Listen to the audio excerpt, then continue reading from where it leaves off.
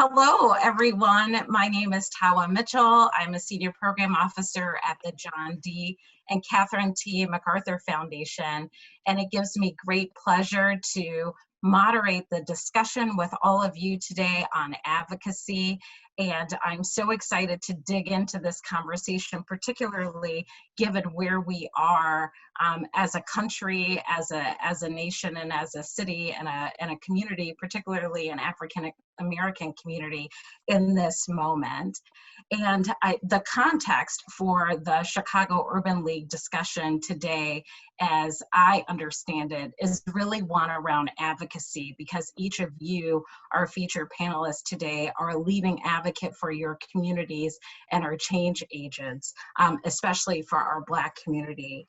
And so we know 2020 has been just a crazy, insane year when you think about COVID and the impact of the global pandemic, its disproportionate impact on our negative impact in terms of incidences of infection and death in the Black and Latino communities. When we think about the civil unrest and the really inspiring, in many ways, uprisings that we've seen throughout our own city, around systemic racism and the role that it has played in our lives. I think we have seen also how community organizing, how effective advocacy can really help to amplify some of these issues for those around us. And I think that's the conversation that we want to dig into today. We know from the 2019 Chicago Urban League report that systemic racism still plays a factor in many of the areas of our lives that we want to seek change in. Black people in this country are no different than anyone else in terms of wanting high quality education for our young people, wanting to advance professionally and personally and economically, and not wanting to die at the hands of police, but wanting to, or being over police, but wanting to live in safe communities and feel like we are respected and protected as others are. And I think all of you, and from where you sit, play a role in the solutions and engaging our communities around these issues. So that's the conversation we want to have today. How can advocacy help to advance our community, help amplify our own issues? And I think we just want to start with a 1 to 2 minute introduction from each of you about who you are, the role that you personally and professionally play from your organization and your faith community standpoint. And then we're going to, and how that issue really affects Black Chicagoans from where you sit. So then we'll dig into the questions from there. But Ms. Dorothy Lavelle, why don't we start with you? Okay, I'm on the end, so at least it's not age. I assume why I'm first.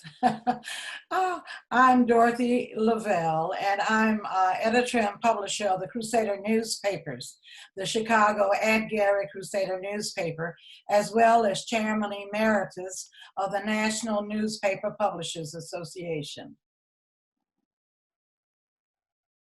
And how would you say that from your publications and your standpoint your platform advocates for issues for Black Chicagoans? For a long time, we were the only advocacy voice. It was in 1827 when the first Black newspaper was founded, called Freedom's Journal. The Crusader celebrating its 80th year. And for many, many years, we kind of felt like we were alone, except for many of the institutions like the NAACP, the Black Church, and other institutions such as that. But the Black press often found itself standing alone with very little resources and small staffs. So, but the Crusader has just been very pleased to still be standing after 80 years in Chicago and 60 years in Gary, Indiana. We have tackled every issue, I'm sure, over all of those years, and I have personally been a part of that for the last, well, next year it'll be 60 years that I'm at the Crusader. The only job I've ever had. I guess I was not very employable. I somehow doubt that. And Dory, why don't we keep with the theme of ladies first? Can you introduce yourself, your organization, and how it advocates on behalf of Black Chicago? Absolutely, and just an honor to be here today. And not only ladies first, but we both have the Door thing going. So hello, Miss Dorothy. So loving some Dory and Dorothy right now. Yeah. So I'm the CEO of the YWCA Metropolitan Chicago, and have been in this capacity with the YWCA for a little, going on 8 years now, but actually served on the board for some time. So it's been at least a good 15 years that I've been involved doing the work at the YWCA Metropolitan Chicago specifically. You know, it's interesting, our mission, as we talk about Black Chicago, our mission is to eliminate racism, empower women, and promote peace, justice, dignity, and freedom for all. I call it our Superman mission because we just got everything up underneath that. And specifically, though, I would say, even though the organization has been around for over 140 years, we were actually integrated in the early 1900s as well. And so, what I'm proud of is that we continue in that legacy to make sure that we are bringing and having the conversations and bringing services and participating in ways to absolutely advance Black Chicago, but from a metropolitan Chicago area as we serve the full 1,300 square miles of metropolitan Chicago. So, you know, our work from a service perspective is quite comprehensive as well. And I know we'll get into a little of that, but our mission says it all. This is what we're here to do. We're here to advance Black folks in particular, and of course, not forget the representation of women as well in that process. Thank you so much. That's a wonderful lens to be including around gender and gender equity as it relates to our Black community. And Mr. Reverend Tory Barrett, why don't you go next and introduce yourself? Sure. Good afternoon. I'm honored to be a part of this such a distinguished panel, and I thank the Urban League for this opportunity. So Tory Barrett, I'm the CEO of Clio Companies, and one of the companies that is our advocacy group is the nonprofit called the Clio Center. Clio Center started as a nonprofit advocacy group around domestic violence. As many of you know, I lost my baby sister. Her name was Clio, 27 years old, deputy sheriff, minister in my father's church. And when she lost her life, I felt like we had to do some advocacy around domestic violence. But since then, we've come to take on all violence as an initiative. So now our mission is to eradicate violence by bringing opportunity to those that are in need. And mostly those that are in need, unfortunately, are Black people. And so we spent the last 13 years of our lives, of our organization, focusing on bringing about change in particularly the Washington Park community, but throughout the city of Chicago. And as we get further on in the discussion, I look forward to telling you more about how we've been bringing about change. Thank you so much. And Pastor Meeks, can you bring it home for us and introduce yourself and your organization? Well, I'm the Reverend James Meeks. I pastor the Salem Baptist Church of Chicago. And if Miss Dorothy Lavelle has been working for 60 years, that means she must have started when she was 1. And I love you. Our church, we've been live on television for the last 24 years, every Wednesday night and every Sunday, and that definitely has helped us to be able to reach more people. I'm not going to say the masses, but I will say more people than we would have reached if we were just inside of our church only. And we do, and we have an awful lot of initiatives here in the Roseland community, trying to make life better for the people who live here. I also ran for a state senate in 2002, and I served in the Illinois General Assembly as a state senator from 2002 to 2012. So I spent 10 years in Springfield working with the Illinois Legislative Black Caucus, trying to improve the quality of life for people in Chicago. And my emphasis has always been on education. I feel that if we could get our education, the public school system here in Chicago, if we could get that system better and to prepare our kids will have a much better chance. And so I'm excited to have been invited to the panel, and I look forward to the discussion. Thank you so much. And I think that's a perfect jumping off point to our first question. You know, we know that Chicago, I'm a native Chicago and a lifelong Chicago and grew up on the South Side Chicago. And one of the things that I pride myself on being from here is that we are a quote unquote progressive city, right? We have 20 of our 50 aldermen are African-American people. Our Cook County Board President, where the county that Chicago is home to, is an African-American woman. Our mayor is an African-American woman, and 31 members of the Legislative Black Caucus are, 31 members of the state legislative branch are African American, and yet we still see significant racial disparities in education, in employment, health, wealth, you name it, criminal justice, right? And so one of the things that suggests to me is that electeds can't, you know, sort of solve our problems or the challenges of the Black community alone, and that they have to do that work in partnership with others. But it raises the question, how have you prioritized some of these issues in your own work?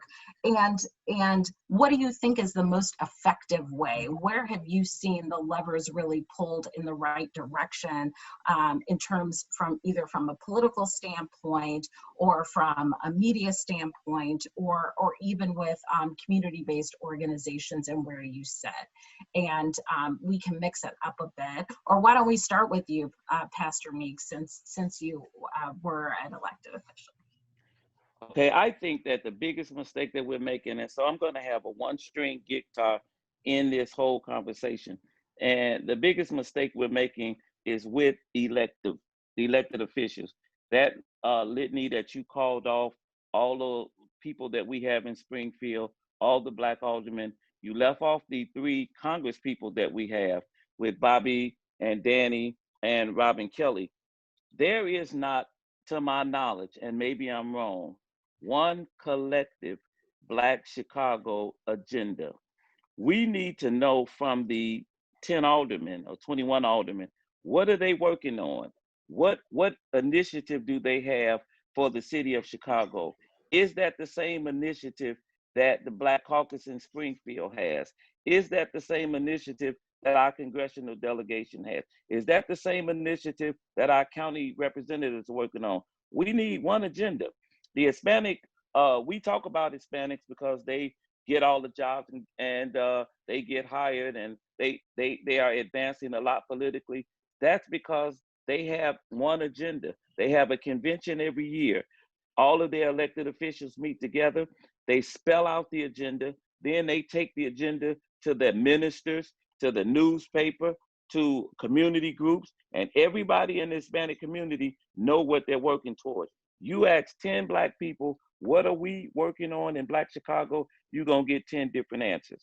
Until we get all of our elected officials together and put an agenda together for Black Chicago, all the work that everybody's doing is great, but it's in our individual silos. We need one agenda, and we need it to be spearheaded by the people that we elect. I really appreciate what you're saying, and not even to pit our community against the Latino community, but I think drawing from our collective challenges can be instructive for all of us. And I think, yet again, I think you preempted one of the next questions around the challenges to our work ahead and the advocacy that we all must do. And I'm wondering if Dory or would like to pick it up from here in terms of the things that you've seen be successful in your advocacy work and from your position at the YWCA, and also maybe some of the challenges that you've seen in trying to advocate for the issues that are important to our community. I appreciate that. That's such a big question. I appreciate Pastor Meek's perspective as well, because the fact of the matter is, I think that these issues are so big and so broad that the battle isn't on one front, it's on many fronts. And so the fact of the matter is that some of us are more skilled in other fronts than others. And so how do we continue to understand where people can engage and how they can engage? Because it really does take all of us. And I think that that's part of the problem, why it's been so hard to get sort of one band, one sound going together, because everyone's distracted by all the little fights that are happening, right? And we don't necessarily have that infrastructure in place for a lot of reasons that allows us to do this in different ways. And so, you know, from our perspective at the YWCA, with all the issues that you named out earlier, we are looking at all of those things and recognizing how do we get behind and where can we engage and where can we accelerate that engagement based on, you know, what are the tools of the moment. So we're looking at everything from a policy perspective. We're talking about a racial impact note so that legislators look at the racial impact on any legislation that's being implemented, right? That's one example on the policy front. But then when you look at all the other issues, whether we're talking about our involvement on the violence front, I know Tori shares this as well, as we are, you know, operating our rape crisis center on the south side of Chicago. What does that look like? How do we continue to advocate for victims and survivors in that space? If we're talking about our early learning, how are we addressing the childcare deserts that are on the south side and looking at that perspective? And then on the academic empowerment front, we're also looking at how we address the workforce needs, the financial inclusion needs, as well as, you know, we are a small business development center on the south side too. And so, you know, that's such a big question, because while we need all of it, it all needs to be coordinated, because there isn't just one issue other than being Black in America seems to be the issue of the day. But just how do we specifically lean in to all of these pieces and really coordinate the pieces and still try to coordinate the whole, and do so in a way that truly moves the needle. And it's hard now, and I say that because the other piece that I'm very mindful of is the world has gotten a lot more complicated too. Every single day it gets more complicated. So here we are trying to address these issues as new things are coming online, and the question becomes, how can we leverage some of that to inform these very old issues? We've been having the same conversations for literally centuries, right? But they just continue to evolve because the world evolves. So how do we address those things at this time, given where we are today? And you know, I didn't answer the question because I'm like, it's complicated, right? But at the same time, but I feel like we all need to do whatever we can do, though, because the fact is that I don't know who we wait for. That's right. To and get I it think this is an excellent point, and maybe one that Dorothy, you can help us weigh in on, because, you know, to Dory and Pastor Meek's point, it's difficult to get one agenda because African Americans are being hit on all sides and have since, I would argue, the founding of our country. And we have examples of redlining. We have examples of other sort of systemic racism seeping into our attempts to make progress in this nation. And what kinds of changes have you seen over the course of your 60 years in this work? And particularly, how has the media been helpful in amplifying issues perhaps that affect our community, or maybe exacerbating some of the harmful effects that we've seen also of harmful policies? Yes, thank you so much for that question. And I agree with Reverend Meeks. Well, I agree with Dory as well. We are all, you know, from different perspectives, so to speak, but all concerned with these problems in our community. But I think one of the main things with the media, and of course, I guess I'm not well loved in this city sometimes, but we have to call the elected officials to accountability. I don't think we do enough of that.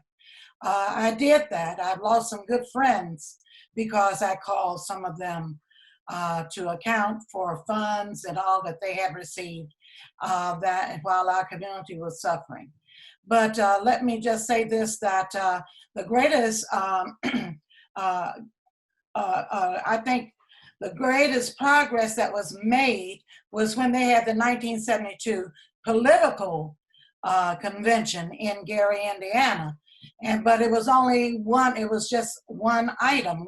It was about politics and getting getting people elected. And it was very effective in that way.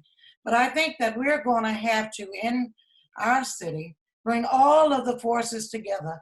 And certainly I'm looking forward to having an opportunity to work with Mr. Barrett, who is just doing a wonderful job, not only in about the criminal aspects and that we face in our community, but culturally as well. And so we need to bring all of this together in one big setting.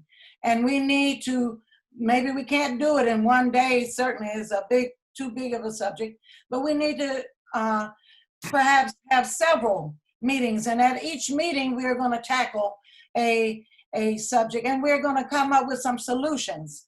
I go to the Congressional Black Caucus every year, and my greatest criticism is the fact that we do a lot of talking, we see a lot of people, we do a lot of glad hand, but there's no real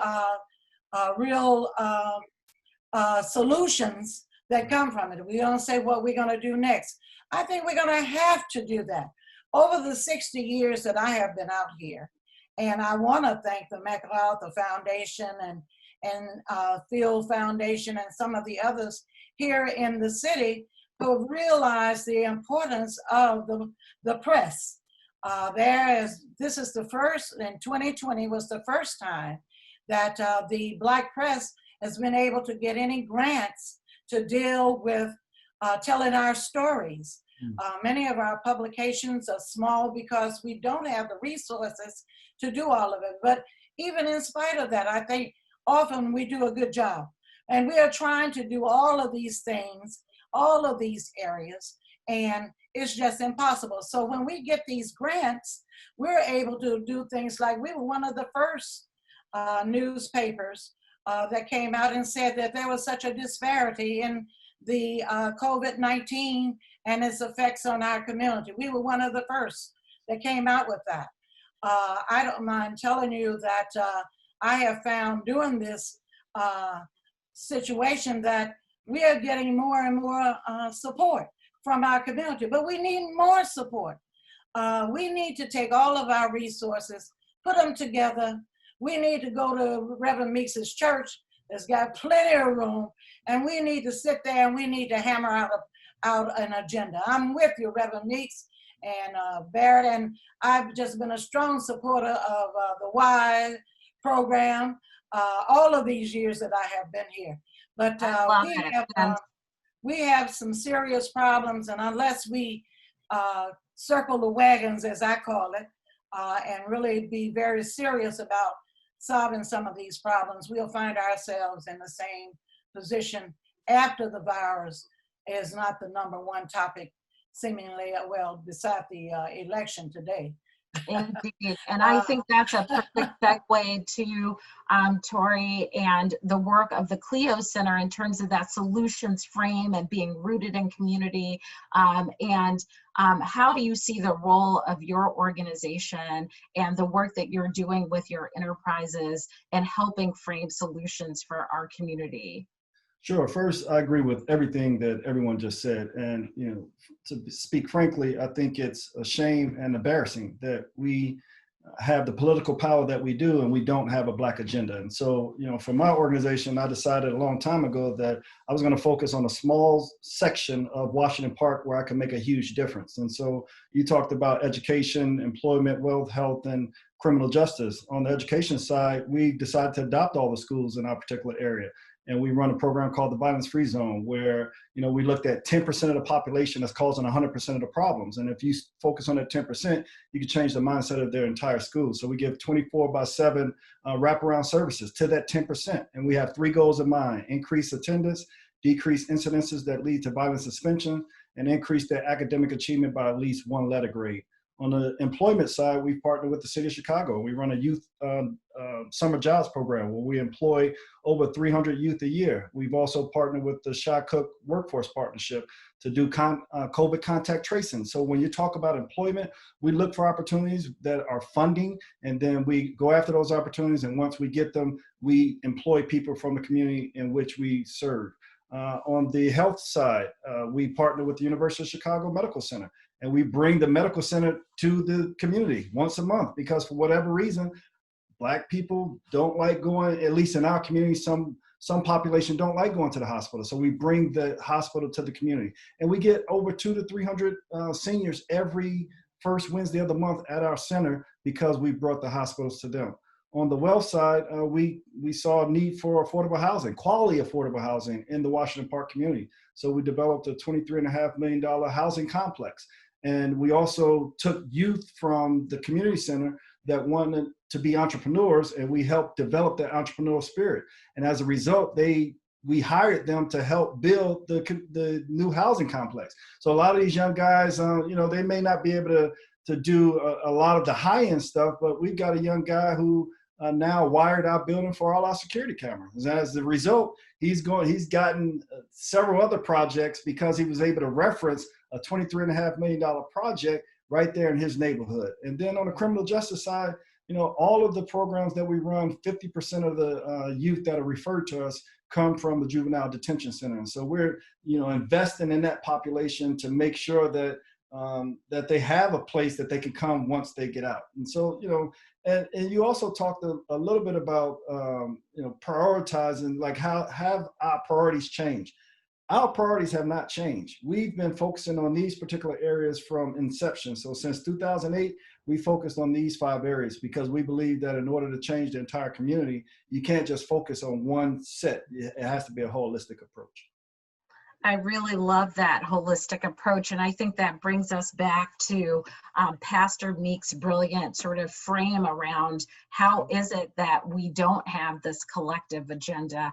And I would ask you, Pastor Meeks, there was a question in the Q&A, if you wouldn't mind kicking us off about what do you think we can do to develop this collective agenda? Because it does seem at times that as a Black community, we are divided around some of these issues. But I think, as I said at the outset, we're all aligned on what it is we want for ourselves and our families. So what do you think is keeping us from going there and just drawing a line in the sand and establishing our own Black agenda? You are muted, Pastor Meeks. I apologize. The biggest mistake that we make is we elect people and then we don't require anything of them. And if they never perform, when they come back again in time for election, we elect them and we never require anything. So this is what we can do. Ms. Dorothy Lavelle can ask in her magazine, what is 5 top items that the aldermen, our Black caucus from the aldermen are working on? She could ask what's the top 5 that the Black caucus is working on in Springfield. She could ask Danny and Bobby what's their top 5. I could ask that from the pulpit and I could start preaching. Please ask your aldermen for the top 5 things. So can Brother Barrett, and so can my sister Dory, the Doro things that we got going on today. So can she, and we can all continue to ask. We need the top 5 agenda items by January 1, so that we could go into 2021 knowing what there's a head of the Black caucus in Springfield, Kimberly Lightfoot. There's a head of the Black caucus in Chicago. It used to be Walter Burnett. So what is the Congressional Black caucus on a whole? What are the 5 agenda items do they have for Black people as a whole? We need to get their agenda items, because I've discovered that when you come up with something and you go to elected officials, it seems as if we're fighting against them. And so we don't want to fight with them, we want to fight with them. So we need to know, and all of us, and the Urban League needs to ask the same question. What's the agenda items from our elected officials, not from the individuals, but from the group of Black elected officials? What's the agenda items? So we go into January 2021 with some kind of semblance of a plan that all of us could work on together. I love that idea. Just getting on the same page, prioritizing that, in informing our electeds that we are with them, we're not against them, and we're trying to all advance the same agenda. And I think as we all sit on pins and needles and await the outcome of our presidential election, I'm wondering, to your point, how can we, the royal we as advocates in these spaces, really hold people accountable, as Pastor Meek said, for the things that matter to our community. And I don't know if anybody wants to start and just popcorn your ideas around that answer, but I think it is critical. When you think of the role of advocacy, you think about the conversations in our communities, whether it's Ice Cube or Lil Weezy or whomever it might be, saying that, demanding, so to speak, that the Democratic Party not take us for granted, or the Republican Party not take us for granted, but in the spirit of advancing an agenda, a collective agenda. Just wondering what your thoughts are around this presidential election and how that might be a leverage point. And I don't, from where you sit and the constituencies that you represent, I don't know who wants to start. I would like to just say something that I think that the Chicago Urban League has embarked upon a program that we all could buy into. Many of you have seen reports where they have called out the banking industry. And as a result of that, and all of these areas, when people want the Crusader to endorse them for a political office, they come in my office and we ask them these questions. The last burning issue before the virus was about the criminal elements that were pervading our community. My office is right across the street from Parkway Gardens. And in some aspects, they have gotten a bad rep. They are not the worst. They are certainly not the best, but they have some young people that are working over there to do good things, like Jennifer Maddox, who's a police officer, and who we have lauded and we have supported. And one of the main things I said to the mayor before she became mayor, and to the president of the Cook County Board, we need to do something about this unemployment. Many of the people who were standing on the streets slinging drugs, if they had a job, many of them would not be doing that. Now, there are some that would. I'm not trying to say everybody want a job, but I can tell you some of the things that help, and that's what's so admirable about the people who are on this panel, is that they are doing it in their way. But all of us together could really, I think, have a very good impact. And Reverend Meeks, look for the Crusader next week. I will be asking those 5 questions of these people, and we will hold them to it. We will have it on our website as well. And we have a little thing called the Pulse. The Pulse will be asking that question, and it'll stay on there until we can get some good answers. But I want you to know that the Crusader, as a result of the Urban League and my own conversations with the city treasurer and with the state treasurer, I have had a conversation with JP Morgan Chase, and they have partnered with the Crusader to try to educate our people. I found out, and I'm going to cut it short, I know everybody got more to say than I do, but I found out that they have a lot of programs that people who are unbanked could really take advantage of. I'm in the newspaper business. I didn't know about it until I had a Zoom conversation. And so as a result of that Zoom conversation, we are going to be able to get the word out to our community that they don't have to bank at the currency exchange and pay those rates. They have programs, as many of these banks, they don't charge anything. So I just want to say this, that the Urban League has started out on this, and the Crusader is right there. Reverend Meeks has been doing this all the time, Tori, and the Y has just been a mainstay in our community. So we just need to all get it together. Yeah. And I just look forward to us being able to do that. Absolutely. I love that charge, and I think it's incredible that we only have 6 minutes left for this conversation. I feel like it went well, so you should have invited me. But I think this is this sort of forward looking, and what role, big or small, like opening a bank account and ensuring that we're all informed is like something we can all do, right? Yes. But I think in the 5 minutes that we have, maybe we can do a round robin, starting with you, Dory, about what are the things that we can take into our own hands and do quickly to engage community and sort of move towards the solutions that we seek. And maybe how your organization can play a role in that, or already does. But just powerful, hopeful, uplifting. What can we do?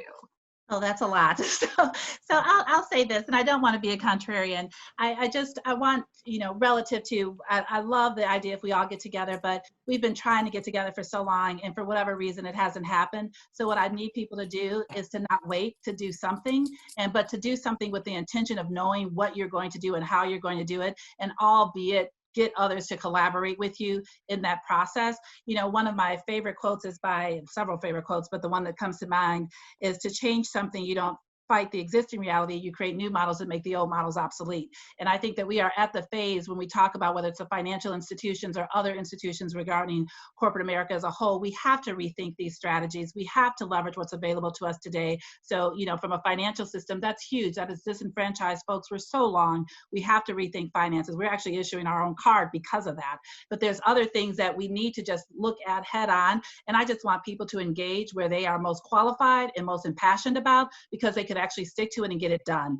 And I think advocacy ain't cheap, and advocacy is hard. And I think that the fact that we expect people to do advocacy and live their lives is hard, because everyone's has so much that they have to address in being able to get day to day. And I see it. We serve people out of Parkway Gardens. I understand when our folks go in and support and do home visiting, what they're struggling with, and how we are trying to be there every single day.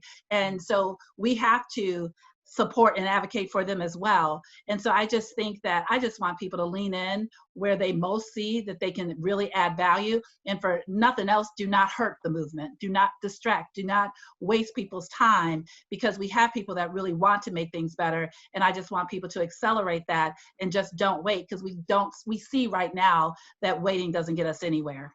Right. I appreciate that. Tori, last words, encouragement, what can we do? Well, one is you hold your elected officials accountable by voting them out of office if they don't do what they're supposed to do. Two, I think that we have to collaborate. We applied for the cannabis license as a social equity applicant, and we were not selected.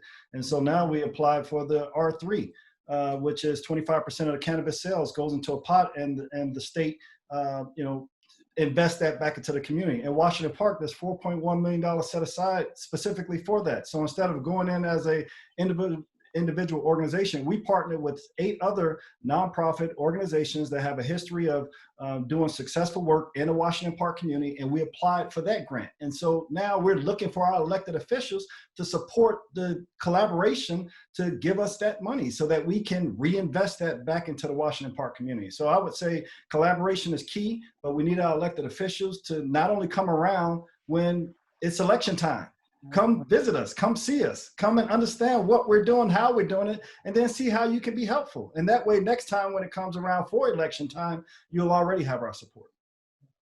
Love it. And Pastor Meeks, why don't you bring us home?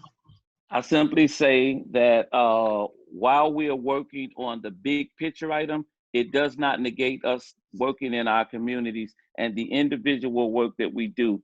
As you watch these election returns, what's happening in Georgia, Pennsylvania, Tory just mentioned what he needed out of Springfield.